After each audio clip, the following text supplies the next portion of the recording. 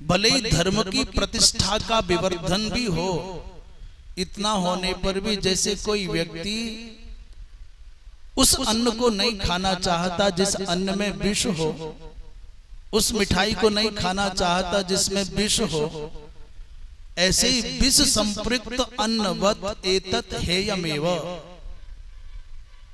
धर्म की प्रतिष्ठा के नाम पर युद्ध की पूरा चारों ओर रक्तपात है। और एक इसमें कुणिक की कणिक की एक विचित्र नीति है जो प्रायः अधर्म का ही समर्थन करने वाली है। तो कदाचित किसी के मन में भाव आता हो कि इसमें हिंसा का प्राधान्य है, युद्ध का उल्लेख प्रचुर मात्रा में है, इसलिए महाभारत का आश्रय लेना ठीक नहीं है। तो उत्तर देते ना, ये बात नहीं है।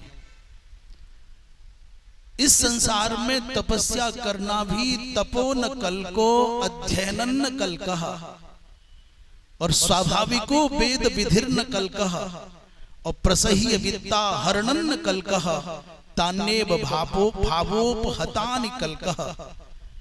275वें श्लोक में वेदव्यासी महाराज इस शंका का समाधान करते हैं कि सच है, तपस्या भी पाप का समन करने वाली है, वेद विधि भी पापों का नाश करने वाली है, और भैया शुद्ध भाव से शिलादि के माध्यम से अन्न का संचय करना भी पाप नाशक है।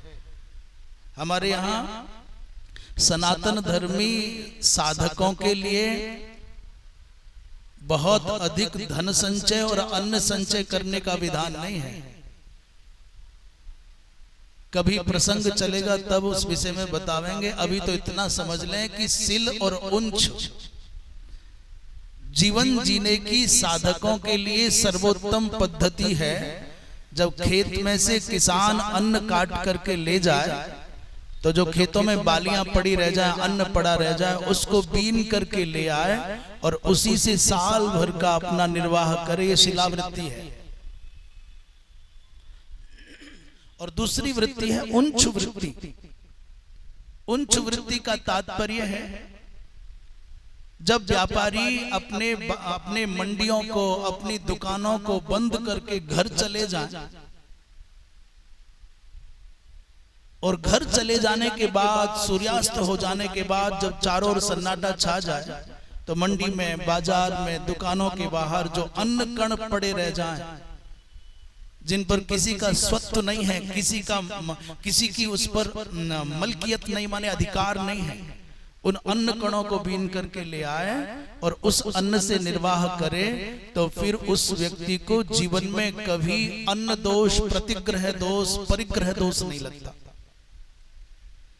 और पूर्व काल के ऋषिगणों ने इस सब वृत्ति को, ब्राह्मणों ने इस वृत्ति को जिया है।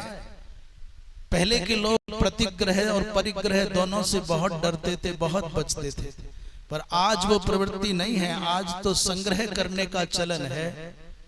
जिसके पास में अधिक संग्रह है वो अधिक धनवान, अधिक महान, अधिक बड़ा माना जाता है। तो भैया ये जो प्रसह्य वित्ता हरणम न कलकह, प्रसह्य माने संकट में पड़ करके भी, श्रम करके भी अन्न का संचय कर लिया जाए सिल और उंच वृत्ति के द्वारा, वो भी पुण्य कारक है, पापों का समन करने वाला है। परंतु ये तपस्या, ये वेद विधि का पालन, ये ज्योतिष्टोम आदिक, ये यज्ञ यागादिक, और ये शिल और उंच वृत्ति का पालन भी अनर्थकारक हो सकता है यदि इसमें भाव दूषण हो जाए, दूषित मन के द्वारा मात्र। इसलिए शिलोंच वृत्ति का आश्रय लेता है कि बता सकूं कि मैं कोई सामान्य ब्राह्मण नहीं हूं। हम किसी का दिया हुआ नहीं लेते, हम किसी का पैसा स्पर्श नहीं करते, हम कोई सामान्य नहीं है। हम किसी के यहाँ भोजन करने नहीं जाते, हम इतने वर्षों से फलाहार करते हैं, हम इतना जप करते हैं, हम इतना त्याग करते हैं, इतना तपस्या करते हैं।